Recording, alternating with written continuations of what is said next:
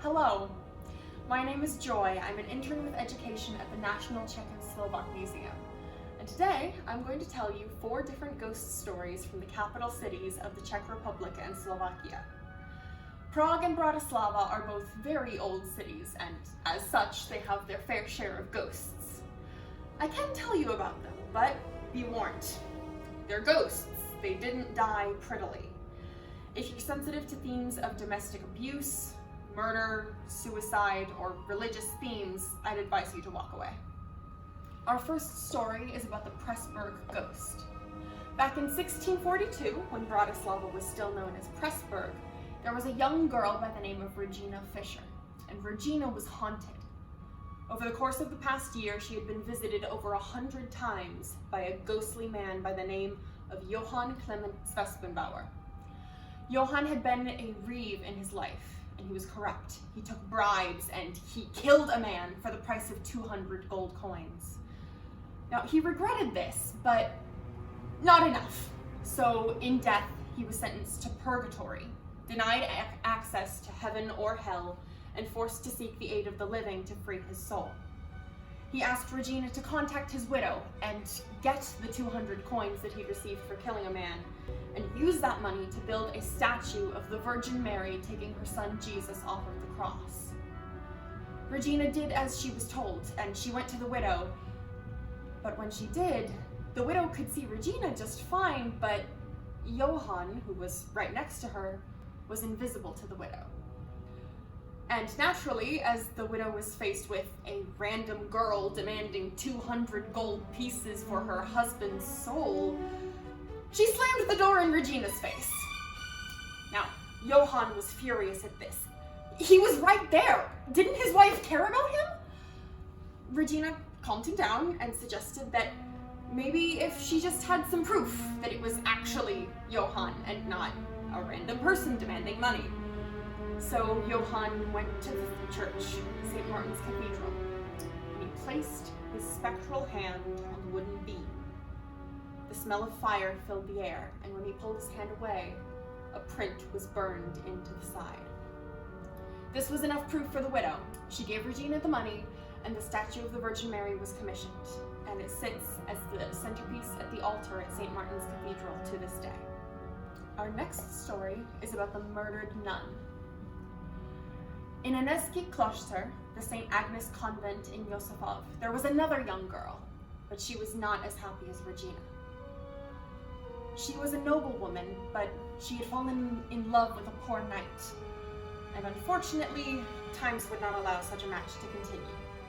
And by times, I mean the girl's father, who denied consent to the match and sent the girl off to live in a convent as punishment.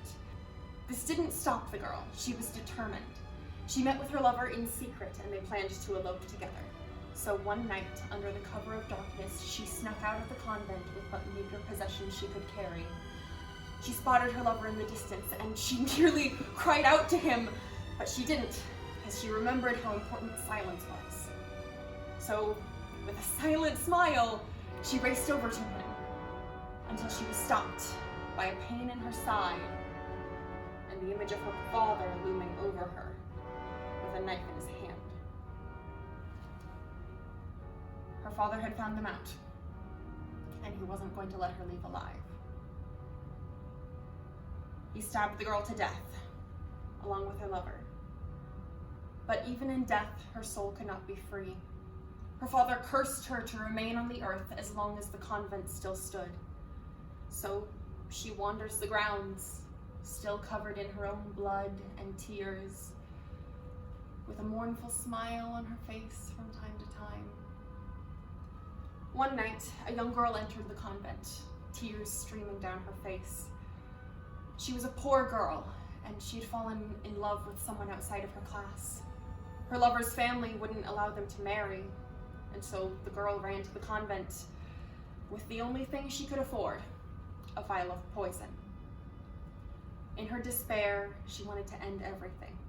So she lifted the vial to her face until it was knocked away onto the ground, and she was faced with the spectral image of the murdered nun standing before her, with a determined look in her eyes and a bag of gold in her hands.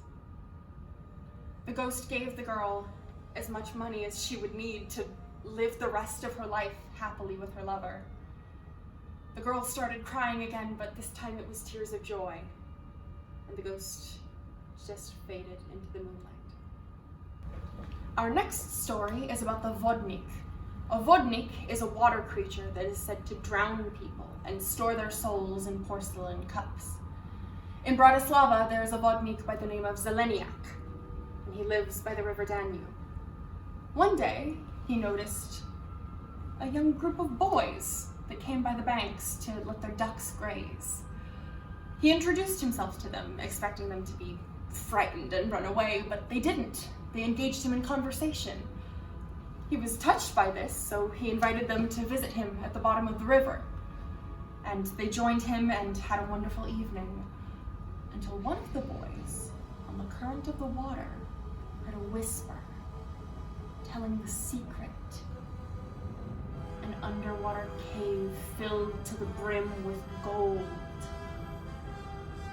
The boy was absolutely ecstatic to hear this. And he waited until he was above the surface and Zeleniak had left him.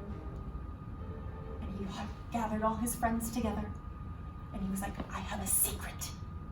And as he opened his mouth to tell it, he turned to stone. And so did his friends. And so did all their little ducks.